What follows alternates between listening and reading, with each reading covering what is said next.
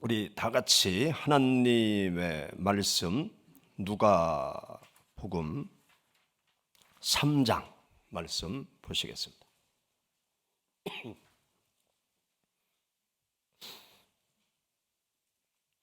누가복음 3장 7절 말씀부터 14절 우리 다 같이 한 목소리로 봉독하시겠습니다. 요한이 침례 받으러 나오는 무리에게 이르되 독사의 자식들아 누가 너희에게 일러 장차 올 진노를 피하라 하더냐. 그러므로 회개에 합당한 열매를 맺고 속으로 아브라함이 우리 조상이라 말하지 말라. 내가 너희에게 이르노니 하나님이 능히 이 돌들로도 아브라함의 자손이 되게 하시리라. 이미 도끼가 나무 뿌리에 놓였으니 좋은 열매 맺지 아니하는 나무마다 찍혀 불에 던져지리라. 무리가 물어 이르되 그러면 우리가 무엇을 하리이까? 대답하여 이르되 옷 두 벌 있는 자는 옷 없는 자에게 나눠 줄 것이요 먹을 것이 있는 자도 그렇게 할 것이니라 하고 세리들도 침례를 받고자 하여 와서 이르되 선생이여 이르되 부과된 것 외에는 거두지 말라 하고 군인들도 물어 이르되 우리는 무엇을 하리이까 하매 이르되 사람에게서 강탈하지 말며 거짓으로 고발하지 말고 받는 급료를 족한 줄로 알라 하니라. 아멘. 본문 말씀을 보면 침례 요한에게 수많은 사람들이 몰려왔습니다. 삶에 지치고 힘든 사람들이 위로의 말을 듣기 위해서, 소망의 말씀을 듣기 위해서 광야로 몰려 나왔습니다. 세상에 부조리한 모습에 실망한 사람들이 또 광야에 있는 침례 요한에게 몰려왔습니다. 세상의 변화를 갈망하는 사람들이 광야에 있는 침례 요한에게 몰려왔어요. 일반 백성들, 또 세무서 직원들, 군인들, 여러 직종의 많은 사람들이 광야로 몰려왔습니다. 침례 요한은 몰려오는 이스라엘 백성들에게 장차 메시아가 오실 것에 대해서 말씀을 증거합니다.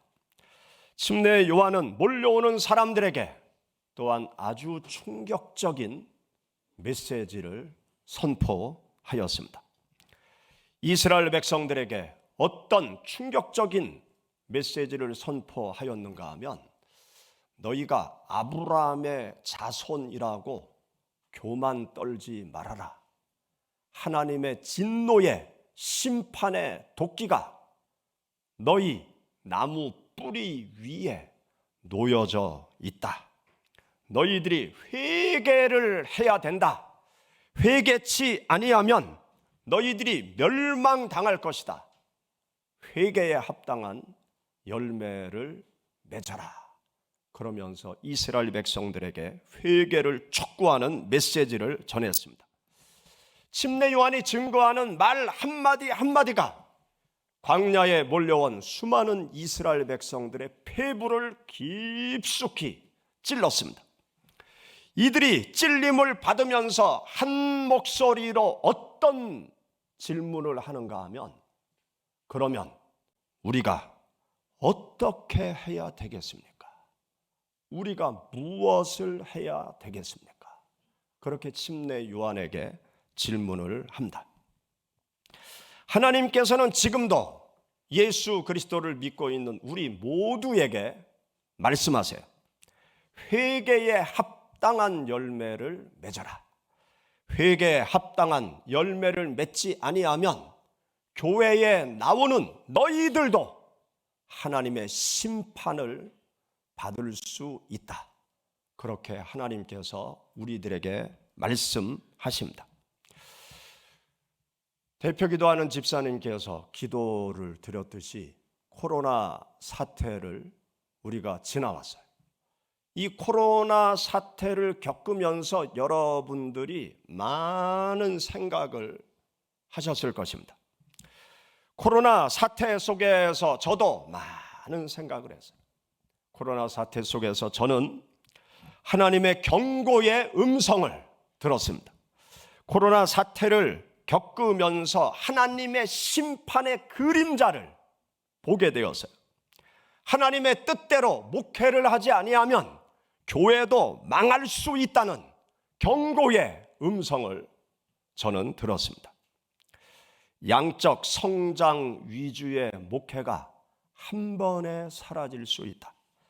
물량 위주의 목회가 한 번에 사라질 수 있다. 내적인 성장이 없는 외적인 성장은 하루아침에 무너질 수 있다. 예수 그리스도를 모시지 않은 교인은 한 번에 사라질 수 있다. 교회 건물은 한 번에 무용지물이 될 수 있다. 그러한 경고의 메시지를 저는 들었습니다. 성도들이 모이지 못하는 교회 상황을 우리는 다 경험했어요. 성도들이 교회에 모이지 못하는 그 상황이 되면 천만금을 들여서 으리으리하게 거대하게 지은 교회 건물이 무슨 소용이 있겠습니까? 아무런 의미가 없다는 것을 우리 모두가 알게 되었어요. 건물보다 중요한 것은 무엇이냐? 예수 그리스도를 믿는 성도 한 사람이 가장 귀하다는 사실을 코로나 사태를 겪으면서 여러분들도 느끼셨을 것입니다. 침례 요한은 회개에 합당한 열매를 맺지 않으면 하나님의 진노의 도끼가 이스라엘 민족의 뿌리까지 다 잘라버린다고 무섭게 외쳤습니다. 여러분들 함께 읽은 누가복음 3장 7절부터 9절의 말씀 우리 다시 한번 읽어보시죠. 요한이 침례 받으러 나오는 무리에게 이르되 독사의 자식들아 누가 너희에게 일러 장차올 진노를 피하라 하더냐. 회개에 합당한 열매를 맺고 속으로 아브라함이 우리 조상이라 말하지 말라. 아브라함의 자손이 되게 하시리라. 이미 도끼가 나무 뿌리에 놓였으니 좋은 열매 맺지 아니하는 나무마다 찍혀 불에 던져지리라. 침례 요한이 이렇게 심판의 메시지를 전했죠. 그리고 침례 요한의 뒤를 이어 사역을 시작하신 예수 그리스도께서는 이스라엘 백성들에게 좀 더 구체적으로 이스라엘의 멸망을 선포하셨습니다. 여러분들 마태복음 23장 33절부터 24장 2절 말씀 가운데 보면 이스라엘의 멸망을 예수님께서 구체적으로 말씀을 하셨어요. 여러분들 마태복음 23장 33절부터 우리 같이 봉독하시죠. 뱀들아 독사의 새끼들아 너희가 어떻게 지옥의 판결을 피하겠느냐. 그러므로 내가 너희에게 선지자들과 지혜 있는 자들과 서기관들을 보내매 너희가 그 중에서 더러는 죽이거나 십자가에 못 박고 그 중에서 더러는 너희 회당에서 채찍질하고 이 동네에서 저 동네로 따라다니며 박해하리라. 그러나 의인 아벨의 피로부터 성전과 제단 사이에서 너희가 죽인 바가랴의 아들 사가랴의 피까지 땅 위에서 흘린 의로운 피가 다 너희에게로 돌아가리라. 내가 진실로 너희에게 이르노니 이것이 다 이 세대에 돌아가리라. 예루살렘아 예루살렘아 선지자들을 죽이고 내게 파송된 자들을 돌로 치는 자여 암탉이 그 새끼를 날개 아래에 모음같이 내가 내 자녀를 모으려 한 일이 몇 번이더냐. 그러나 너희가 원하지 아니하였도다.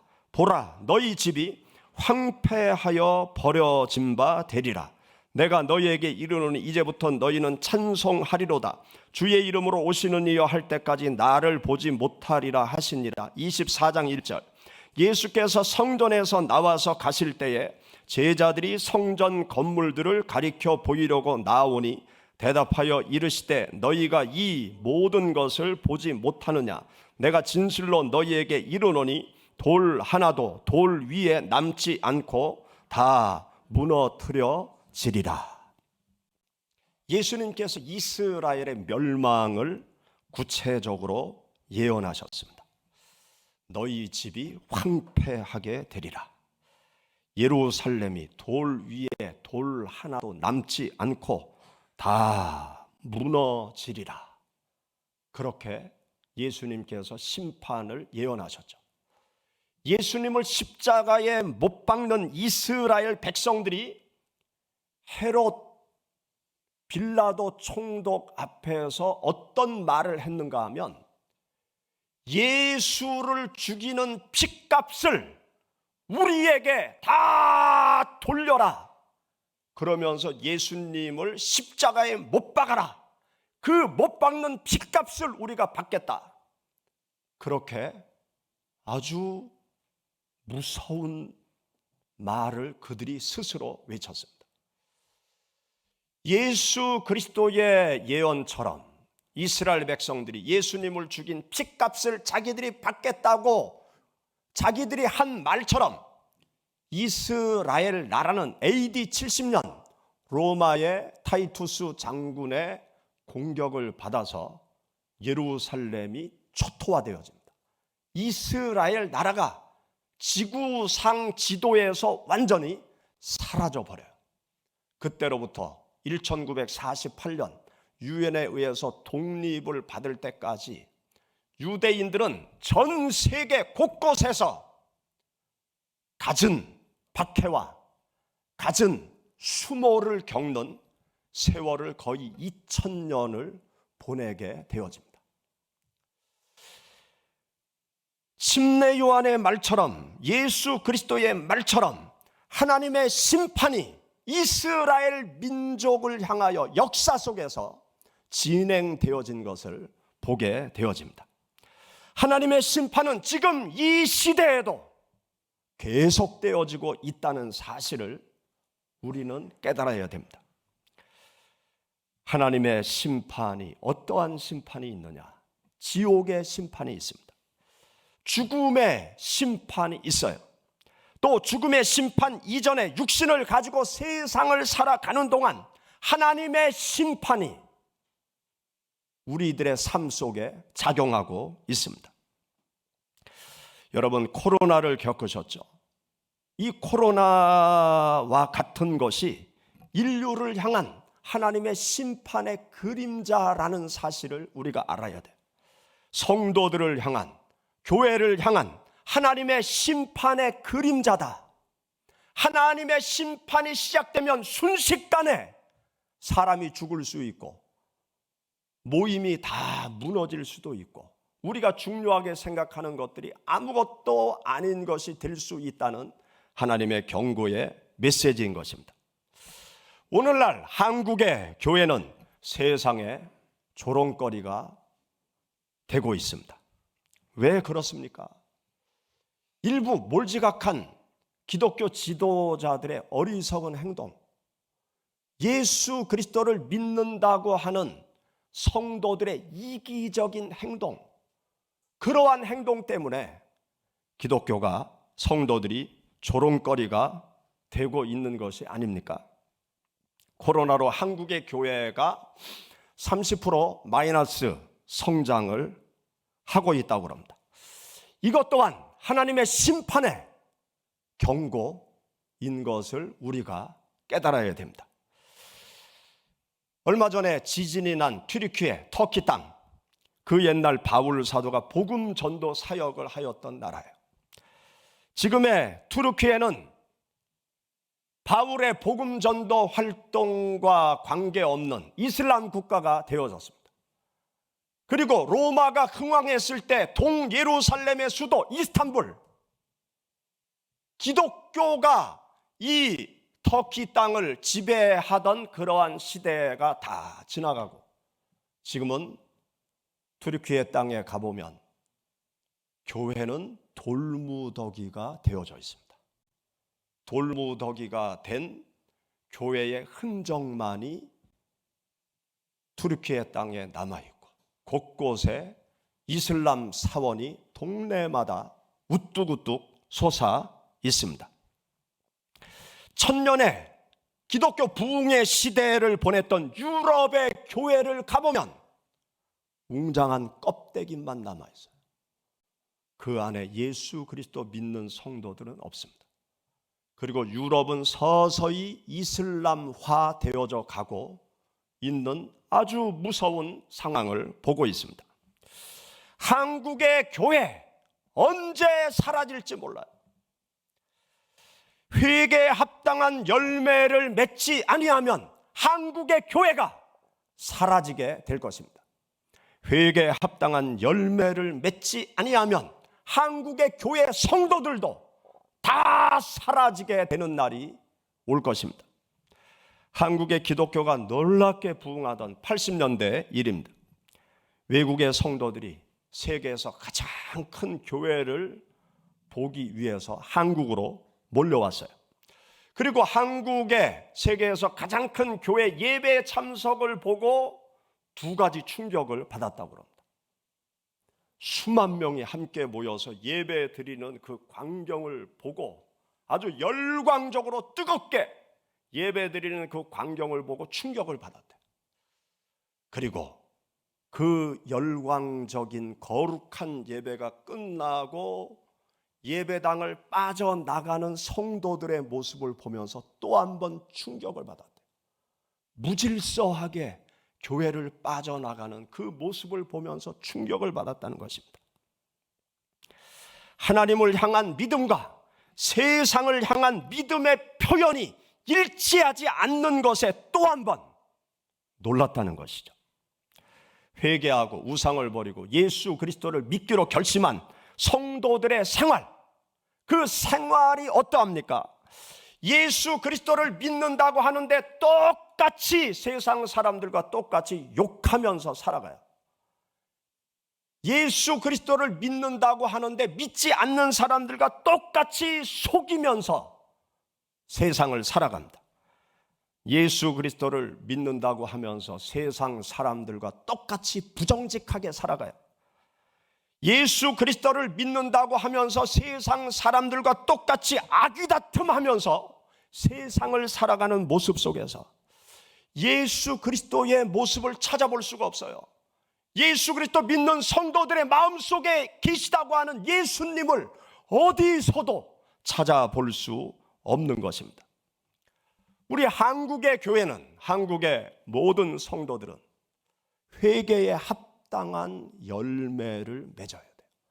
회개에 합당한 열매를 맺지 아니하면 하나님의 심판을 우리 모두가 받을 수 있다는 사실을 깨달아야 됩니다. 하나님의 심판이 아닌 하나님의 축복 속에 우리가 계속 머물기 위해서는 무엇을 해야 될까요? 침례 요한에게 이스라엘 백성들이 우리가 무엇을 해야 될까요? 어떻게 해야 될까요? 우리도 하나님 앞에 질문을 드려야 돼요. 무엇을 해야 되겠습니까? 어떻게 해야 되겠습니까? 세 가지를 해야 돼요. 첫째는 예수님을 주인 삼아야 됩니다.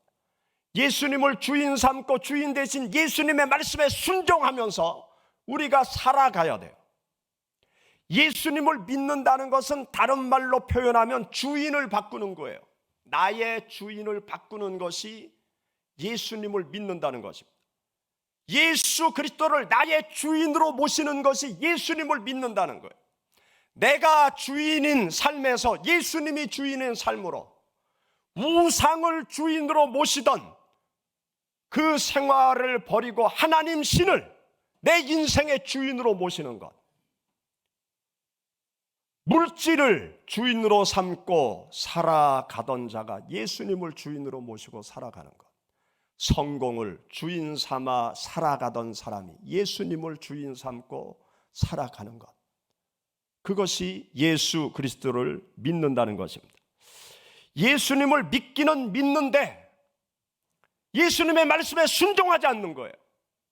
예수님을 주인 삼지 않고 종으로 생각하는 한국의 그리스도인, 주인 되신 주님께서 어떻게 하시겠습니까? 계속 말을 듣지 아니하면 종을 내치지 않겠습니까? 예수님을 믿는다면 예수님을 주인으로 모셔야 돼요. 주인 대신 주님의 말씀에 순종해야 주님의 자녀가 되는 것입니다. 여러분, 예수님을 주인 삼으시기 바랍니다. 예수님을 내 인생의 도움자로 삼는 것이 아니라, 내 성공의 디딤돌로 삼는 것이 아니라, 내 삶의 풍성함의 하인으로 부리는 것이 아니라 예수 그리스도를 주인 삼으세요. 주인 대신 예수님이 하라는 대로 우리들은 살아가야 됩니다. 그래야 예수님을 믿는 거예요. 그리고 두 번째는 우리는 죄악의 힘을 내 힘으로 이길 수 없다는 사실을 깨달아야 돼요.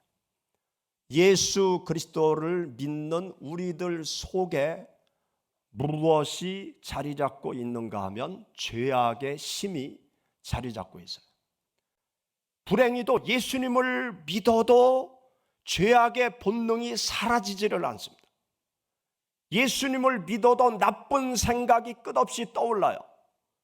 예수 그리스도를 믿어도 이 죄악의 세력이 나를 계속 악한 길로 끌고 가고 있습니다. 예수님을 믿으면 다 선합니까? 예수님을 믿으면 내 속에 선으로만 가득 찹니까?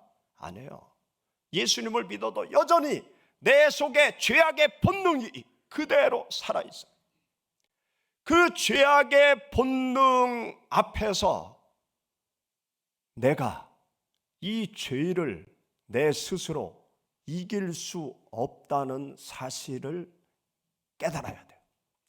바울 사도는 자신의 내면 속에 악이 공존하고 있다는 사실, 또 선을 행하려고 하는데 선을 행하지 않고 악의 길로 가는 자기 자신을 보면서 한없이 절망하고 탄식하는 바울의 모습을 성경 속에 기록해 놓고 있습니다.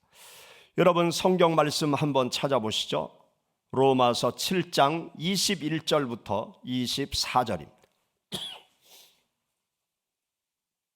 로마서 7장 21절.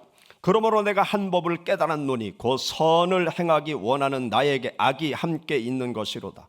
내 속사람으로는 하나님의 법을 즐거워하되 내 지체 속에서 한 다른 법이 내 마음의 법과 싸워 내 지체 속에 있는 죄의 법으로 나를 사로잡는 것을 보는도다. 오라, 나는 곤고한 사람이로다. 이 사망의 몸에서 누가 나를 건져내랴. 내 속에 죄악의 힘이 너무 강하게 작용하고 있는 거예요. 죄악의 본능이 내 마음속에 뿌리 깊이 박혀 있는 거예요. 이 죄악의 본능을 이길 수 없다는 것을 깨닫는 자가 이 죄악의 힘으로부터 벗어날 수 있는 길을 찾을 수 있습니다. 바울 사도는 성령의 능력으로, 예수 그리스도의 능력으로 죄악과 싸워 이길 수 있다는 사실을 깨닫게 되어집니다. 로마서 7장 25절 말씀에 보면 우리 주 예수 그리스도로 말미암아 하나님께 감사하리로다. 그런즉 내 자신이 마음으로는 하나님의 법을, 육신으로는 죄의 법을 섬기노라. 하나님 앞에서 우리는 솔직히 인정해야 돼요. 나는 죄인이다. 죄악의 본능이 내 마음속에 여전히 남아있다. 그리고 두 번째는 나의 힘으로 죄악의 힘을 이길 수 없다. 내 힘으로 죄악에서 벗어날 수 없다. 불교에서는 내 힘으로 죄로부터 벗어날 수 있다고 얘기를 해요. 그런데 하나님께서는 우리들에게 뭐라고 말씀하시는가 하면 너의 힘으로 죄악의 힘을 이길 수 없다. 그렇게 말씀하시는 거예요. 그것을 인정하고 받아들여야 돼요. 내 힘으로 죄악을 이길 수 없으니까 그 다음에 어떻게 해야 되겠습니까? 나를 죄로부터 건져주시는 예수 그리스도를 찾게 되는 거죠. 이 죄악의 본능을 이길 수 있는 성령의 능력을 사모하게 되는 거죠.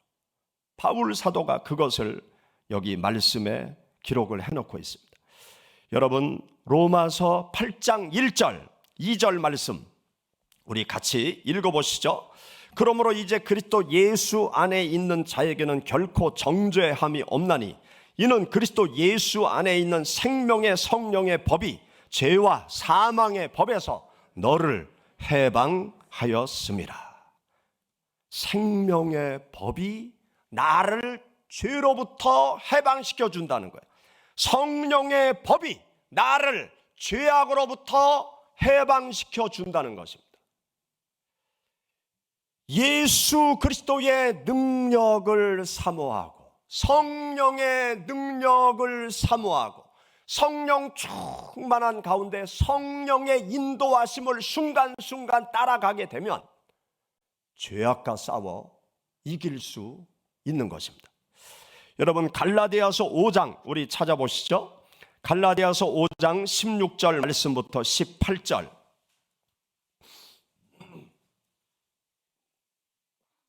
갈라디아서 5장 16절부터 함께 봉독하겠습니다. 내가 이르노니 너희는 성령을 따라 행하라. 그리하면 육체의 욕심을 이루지 아니하리라. 육체의 소욕은 성령을 거스리고 성령은 육체를 거스리나니 이 둘이 서로 대적하므로 너희가 원하는 것을 하지 못하게 하려 함이니라. 너희가 만일 성령의 인도하시는 바가 되면 율법 아래에 있지 아니하리라. 성령을 따라가면 육체의 욕심에서 벗어날 수 있다는 거예요. 성령의 능력을 따라가면 육체의 소욕에서 벗어날 수 있다. 성령의 인도하심을 따라가면 죄와 사망과 율법으로부터 다 벗어날 수 있다. 그렇게 말씀하고 있습니다.